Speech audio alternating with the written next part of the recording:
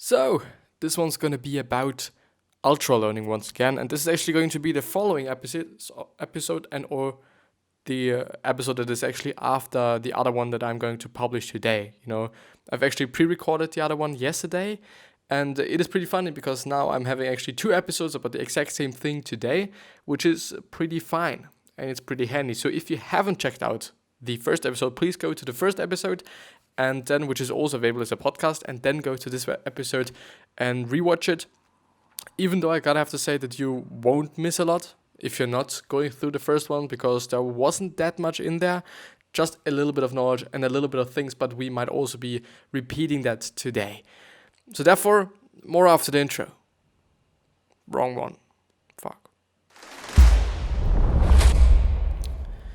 But yeah, still pumped, still pumped and still very, very happy that I'm able to sit here and record this episode. And with this being said, hello, welcome back to this episode of the Self-Development with Tactics podcast. And I just really, I think this was actually the worst pronunciation part of the podcast name or something. I don't fucking know.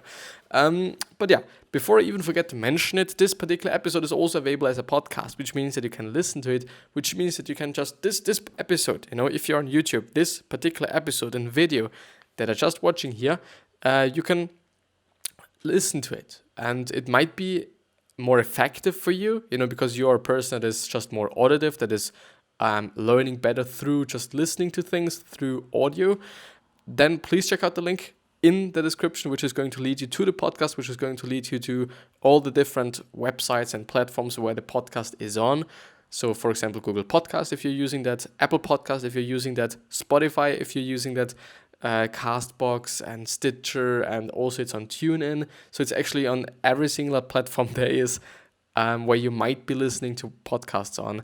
But also because it is a little bit more efficient at my point of view. So it's not only more effective for some people, but it might also be a little bit more efficient for you as well, since you're able to do something simultaneously while you're actually just listening to the podcast. You could be going out and jogging, you could be just doing your workout, and then besides that, or simultaneously, you're also going to listen to this particular episode. So at my point of view, it is just a good thing. It is just a good thing that you're able to listen to the episode, but some people would also just really appreciate watching the video. So if you're actually on a podcast right now, please check out the links in the description and or in the show notes, as they are or seem to be called when you're having a podcast.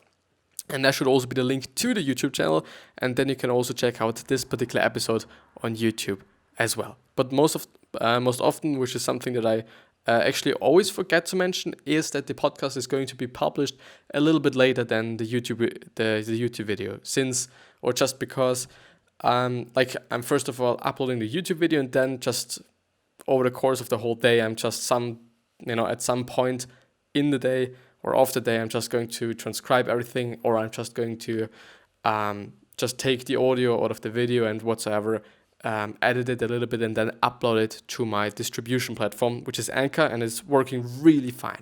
So if you're also just willing to start a podcast, I would definitely suggest you to use Anchor, because it's really, really, really, really a good platform to do so.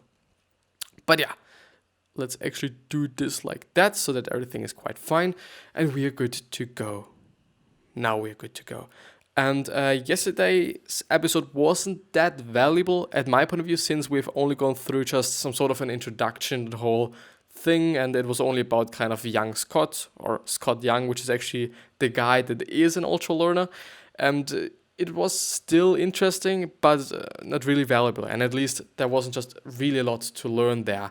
And this is going to change today, because we are going through those things that he did or that he learned, and whatever, by just trying to be an ultra learner.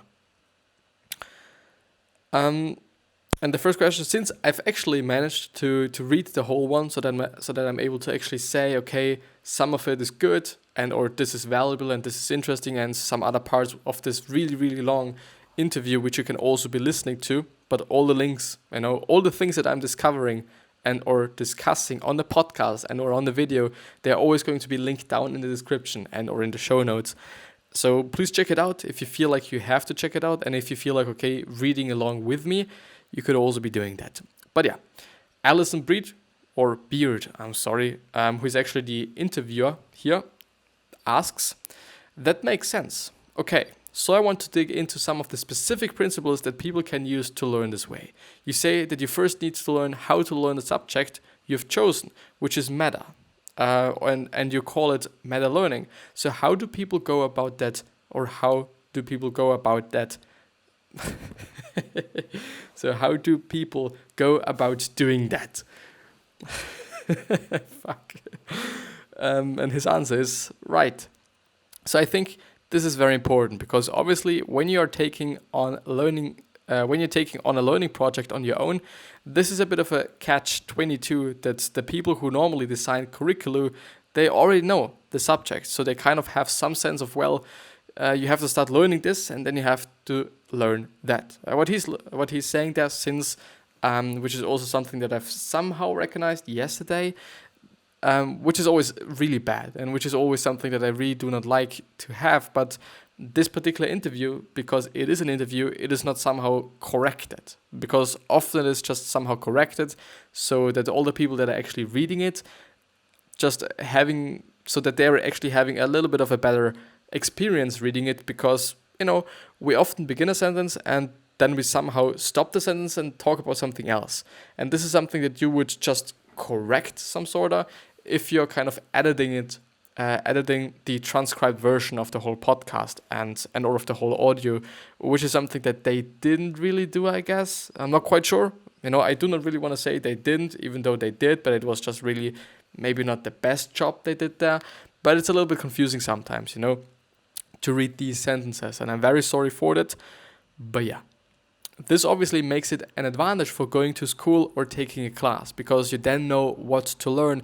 And this is the whole point there, This whole point is just all about knowing what you should be learning. And this is really, really, really a good point, because when you are in school, your teacher says, or your mentor says, or your principal, just somebody says that you have to learn this and that and this and that, because this is going to be on the test, and this is something that you just have to learn for school and whatnot. So they just say or tell you what to learn. And it is actually a pretty handy thing, As I was thinking about it because of this article, because I was reading this article, I thought well, it is actually a pretty good thing, because when you don't know what you should be learning, then it is a really, really hard time, and it's going to be a really tough time, especially in the beginning, if you somehow then know, okay, what the whole topic is all about, what areas the topic is having, and all these things. So if you do just have some basic information, it's going to be a little bit easier. And this is also one of the things that he then suggests to do, which is just searching things, just looking up things, just Googling things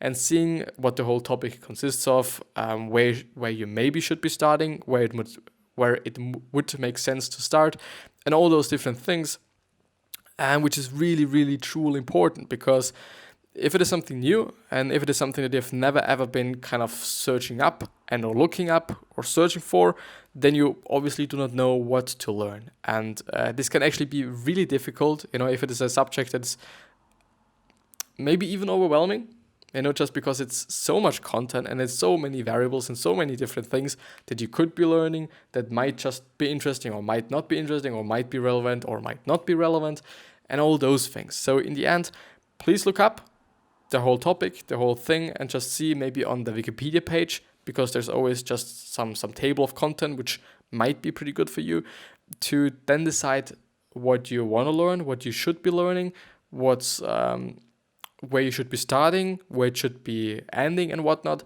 which is also the exact same thing that he somehow did for the MIT course that he took, or the whole and actually he did this MIT degree in, I think it was programming, but I'm not quite sure. And he did the whole degree in 1 year instead of 4 years. And this is definitely just a real time-saving activity then, and a really time-saving strategy if you're able to do so. The thing there is, all the MIT, I think it's called curriculums, but I'm not quite sure. So it's just courses in the end. All those courses, they are just on the website, so they are online, at least some videos that are from lectures and whatnot, which is also a pretty handy thing, that you're able to just rewatch the whole lecture, that you don't even have to attend the lecture to get the lecture, and all those things. So it's pretty handy, But the problem there is, as I said, in the very beginning, you might not know what you should be learning, and this can be very, very overwhelming and or frustrating as well. But it is what it is. It's gonna take some time. It's gonna take some hours until you're able to just decide what to learn and what makes sense to learn, and what not, and what doesn't make sense to learn. And this is also something that he pointed out there. And then in the end, he was like, okay, just he was gathering all the information, all the resources for the MIT course, and all the information that he found online and found on the MIT site. And then he somehow just created some sort of a package, and then he learned that. And in the end, it was like, okay, he was learning everything. And in the end, it is also efficient, and maybe even more efficient than being in school, just because you can learn whenever you want, you can learn for how long you want, and you can learn as as efficient as you want. So for example, if you're actually watching, which is also an example that he was talking about, if you're watching the lecture, that was recorded and whatnot, you can watch it 1.5 times the speed, which is something that you could be doing if this is something that is working for you. If it's not working, you obviously shouldn't be doing it. But if it is working, it is saving you some time, obviously. And you can just be like something that he said as well, which was kind of funny, to be honest, but it's actually the truth. Like if your teacher is just kind of searching for something because he or she forgot something and whatnot, this is not really something that is going to happen to you. You can start at 1 p.m. learning, and you can then just stop learning at, 5 p.m. once again, and then you make a break, or you do a break, and then you're gonna start learning once again. This is something that you could be doing if you want to, but if you do not want to, then you could also not be doing this. You could also just have some sort of a school-like schedule, but this is just the beauty of learning it on your own, that you're able to kind of be way more flexible than when you are in school. Because when you are in school, you do just have to be there and whatnot, so it's just a little bit more flexible and better in that sense. You talked a few times, which is again an answer or a question from Alison Beard. You talked a few times about direct practice, hands-on experience. So why is jumping into direct practice so important before you even spend a lot of time studying? Because this is also something that he pointed out, or that he is going to point out. And how do you even find those opportunities when you are new at something? And you probably shouldn't even be trusted to do what you're doing, for example, in a workplace setting. And what she's referring to is actually that he said, or that he's going to say, that we should have way, way, way more practical experience and or practical knowledge, because practical knowledge is actually somehow the best, quote unquote, like quote unquote best knowledge, because it seems to be like often it's the case that a lot of people have theoretical knowledge, and they just, like in school, you're having just an issue or a problem, and then you have to solve it. The thing is this problem going to be a cure in real life as well, like it is just occurring in your test, in this exam, in this whatever you're getting in school?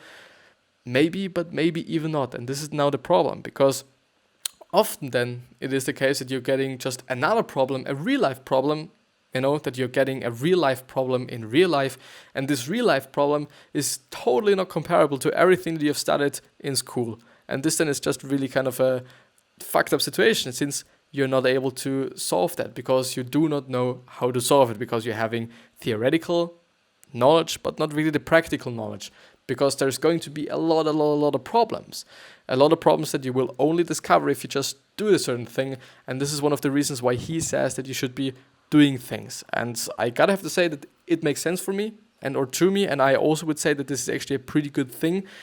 But you're gonna learn so fast, and you're gonna learn so much and so many different things, and so many things that you wouldn't learn in school if you're just doing. The thing is, I'm attending a graphic design school, and when you're attending a graphic design school, there's gonna be a lot of theory, which is fine, which is totally fine, and which is also very, very important actually, because you need the theory. You need the theory to be able to design. Sometimes, a lot of people have it in their intuition, which is also totally fine, and if you are such a person, then it's great, it's good. You do not actually have to learn all the theory some sort of, not really, you should also learn the theory, but it's in your blood actually. But you're gonna have a little bit of an easier time, I guess, or an easier time. The thing is, when I'm designing something, there's just gonna be some problems, and I'm only going to be able to solve those problems if I'm trying to do the practical stuff. Of course, you could illustrate every single problem that might be in theory, but it's not gonna be the same. And this is something that I think everyone understands. And even though everyone understands that, I don't know, a lot of people are just keeping to just have this theoretical knowledge. And this is also one of the problems that I'm seeing with other schools, because in Austria, I'm actually attending some sort of a more practical school. And there are schools that are really not practical. They're only about theoretical knowledge, about, geography and history and all those things. I'm having these things as well, like we need to, but I think it's actually a pretty big problem, since you're really not able to do anything after attending that school. My school is a year longer, so it's actually taking me a year longer until I can graduate, which is totally fine, because I'm then able to just work straight ahead because I'm having a job, I'm having my diploma, I'm having my things, which is fine, for one additional year, it's totally, it's totally fine. But this is some problems that I'm seeing, that a lot of people who are attending those theoretical schools, they're not having a lot of practical knowledge, obviously, because they do not have to work. I'm actually having to work in my summer holidays or in the holidays, because I need to have my internship. I need to have 2 months of internship over my 5 years of school.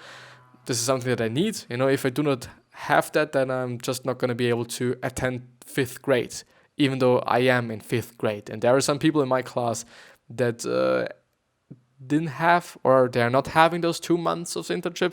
But yeah, that's another topic. I'm talking too much, I guess. So Scott Young says, right, exactly. Well, this is something that has been very interesting to me, because if you look at the literature on what is known as transfer, so transfer of learning is when you learn something in one context, let's say from a book or a classroom, and then you want to apply it in a different context, let's say in real life, then there's going to be some problems. And there has been basically studies that go back really over 100 years that showed that this is more difficult than people assume.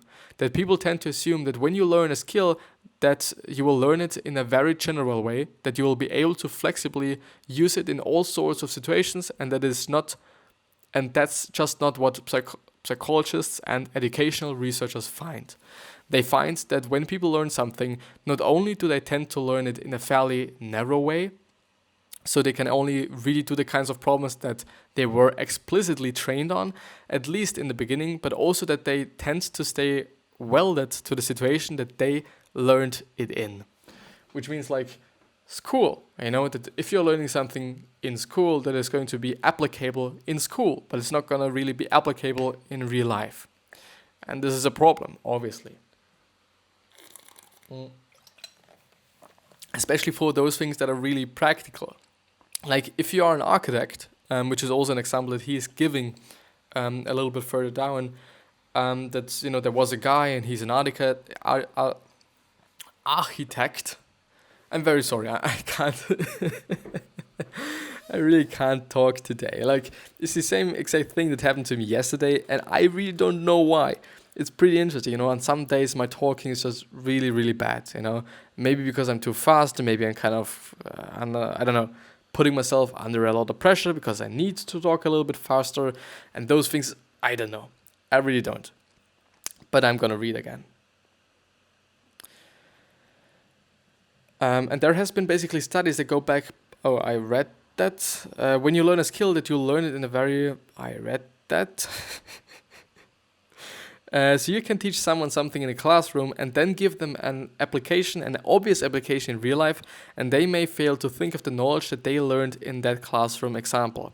And so the ultralearners that I met, the people who are very successful at learning, combat this problem by doing this the opposite, by doing direct practice where they figure out where they want to use the skill, where Where is this actually going to make impact with my life, and where do I think I will be using this knowledge, and where will it come up, and then try to design practice scenarios that mediate these quite closely, or imitate, I'm sorry. And so the easiest way to do that obviously is to just do things that you want to do. So if you're trying to learn a language and you want to have conversations, have conversations. And this is now the whole plot. The whole plot is that you should be doing some practical stuff. If you're trying to learn a language, talk to people. And I gotta have to say, talking for me, talking in English, even though I'm only talking to myself. I'm only talking to myself and I'm reading some articles and that's quite it. I'm not talking to anybody else. I'm not having some of those kind of typical quote unquote, and this is really not something bad, typical podcasts where I'm talking to some other people. No, I'm talking to myself. But it really improved my English though. It really did. It really improved it, because I have to talk. I have to come up with all the vocabulary that is in my brain. I have to do those things, and it really helped me to practice my English, and it really especially also helped me with talking in English, which is a pretty big part, and which is also one of the things that you might not be doing that much in school. At least, I've also heard some stories, and I knew that in some schools they actually teach fucking English in German, because I'm just living in Austria, we're speaking German just normally, or it's my mother tongue as well. But a lot of people actually learn fucking English by using German, and it doesn't make any fucking sense, At my point of view, having conversations and talking is one of the best ways besides listening, but definitely also reading. So something that he also was pointing out, because I kind of do not want to read today, because I'm seeing that my reading game today is really bad, because of some reasons I actually don't know. But the thing is that ultralearners are basically just doing everything practically. They're just having their practical kind of techniques or practical ways of learning something, and that's quite it. That's really quite it. And they also have some sort of mentors or heroes, as I would actually like to refer to them, because Seth Godin actually says, which is something that I've been talking about yesterday as well, that mentors aren't as good as heroes are, because heroes are people that you do not really have to know to just learn something of them, because if you're having a mentor, it just means that you're having a personal relationship with a person that's just knowing more than you're knowing at this stage, at this certain point in time. And it is not going to be the exact same thing with a hero, because a hero is just somebody and you can just model this person. Modeling means that you just do what this person did, so that you're gonna, you look for what the person actually did, which means that people that are really successful at something, they probably just had a plan on how to get there. And if you actually just take this plan and do it on your own, chances are relatively high that you also can do that. And this is basically what Seth Godin was referring to, and this is also what he is referring to. But he's also saying and talking about just actually having a personal relationship to somebody that is actually knowing more than you are knowing at this certain point of time, And so it's actually then just having or being in a conversation with somebody that did what you're just trying to do, basically. This is the whole point there. And unfortunately, he's not really going into the book, because he's actually the author of the book Ultralearning, which you can see right here, there, on the end of the article. Ultralearning, master hard skills, outsmart the competition, accelerate your career. And I don't know, I have to say that what he was pointing out, which is just doing some practical work, it definitely makes sense. It really does make sense. In some scenarios, it might be a little bit more difficult than it is in other scenarios. For example, he was also talking about business school, and he was also talking about certain schools, I think it was business schools and some technology schools as well, and those things. He said that there is a lot of information on the web. And I really have to just validate that. There's a lot of information on just so many different things, so many different topics in the web or on the web, which is just insane, which really is insane. We are basically having all the information that we need on our fingertips. not a lot of people are using that, I guess. Some people are, and they're really appreciating it and whatnot, so I do not really want to generalize the whole thing, but a lot of people are not grateful for that. Like, we all take it just as it would be something normal, but it is not. We just take it for granted, actually, but it should definitely not be the case. But the whole point there is, which is actually kind of, it's basically really the whole point of this interview, at least. I don't know if there are some other tactics and some other things that he's talking about in the book as well. By the way, it would actually be relatively interesting to see what ratings the book has. I think I'm gonna look that up just right, besides or while I'm talking here. Having the practical knowledge and doing things practically is really good thing. But as I said, and as I've stopped there, in some areas it might not be that easy. For example, business related things, having your own business and whatnot is good. Of course it is good, and it is a really great way to practice those things. There's nothing to debate about that, but it might be relatively difficult for some people, because of money, because of other things and whatnot. But having the practical knowledge and doing something, other example. So if you're willing to learn a language, have conversations with people. If you want to learn about business and having a business, have your own business. If you want to learn about doing sports, I guess doing sports is a pretty nice and good thing. Even though there's gonna be just some autonomy in, I think, learning about sports and those things, and there's just gonna be some things that you have to learn. But having the practical knowledge and knowing how things are working, just really knowing it, and understanding it and whatnot, is something that's worth quite a lot. And as you can see here on the left side, was actually received relatively well. We are now on the Goodreads site, and I don't want to go on Amazon, because I'm always having some issues with Amazon and just having my address being there and all those things. But you can see it's having a rating of 4.10, which is actually really good with 1,000 ratings. So it's actually a pretty good book, as far as I can see it there, at least. But I don't know. Is he having other books as well? I can't. I can't talk today. I don't know why, but I can't talk today. There's always some days where I really can't talk, and there's actually also some weeks where I just can't talk, and I really don't know why. And on some days it's just tremendously fine. It's really fucking fine. And on some days everything is just really fucked. But I actually see there that he's indeed having some other books as well. But I guess that, Ultralearning is the best one. Even though I do just have to point out that it's not having as many, Ultralearning has the most ratings and whatnot, which is also something that I have to point out and want to point out. But yeah, there's also holistic learning, how to study better and understand more and actually get what you want to learn. So everything is about productivity, learning strategies, those things. But yeah, this is, I think, going to be the end of the episode. Therefore, I wish you the best health, happiness, and also success. And I also hope that you're going to remind yourself when you're going to be remembered, which means your legacy. And because we can totally stimulate our legacy, and we can also just be a nice person and then being remembered as a nice person as well, which can work and can also not work, because we're 7.7 billion people. And yeah.